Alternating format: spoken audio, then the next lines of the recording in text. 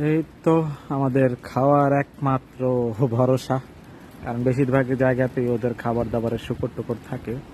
That's why এই ধরনের convenient store, যেমন আমাদের এলাকার গলিতে কি থাকে, Jalal general store, Shahjalal general store, Roni Talukdar store, বিভিন্ন ডিপার্টমেন্টাল স্টোর, এটা হচ্ছে ওই রকমই। মূলত এখানে সব পাওয়া যায়। এখান থেকেই মূলত প্রতি মোড়ে মোড়ে থাকে এই ধরনের দোকান। এছাড়া আরও কয়েকটা ব্র্যান্ড আছে, 7-Eleven, GS25, তো এই ধরনের কনভেনিয়েন্ট স্টোরগুলো থেকেই আপনার যত মুদি মালামাল আছে, দুধ থেকে শুরু করে চাল ডাল সব কিছুই পাওয়া যায়, তেল চিনি এখান থেকে মূলত কিনতে হয়। যদিও এই সমস্ত জায়গাগুলো হচ্ছে অপশনাল, যে একটু এক্সপেন্সিভ, মানুষ মোস্টলি ট্রাই করে বাজার থেকে কিনতে। যদি না পায় সেক্ষেত্রে হচ্ছে এখানে আসাই লাগে, এটা হচ্ছে অপশন।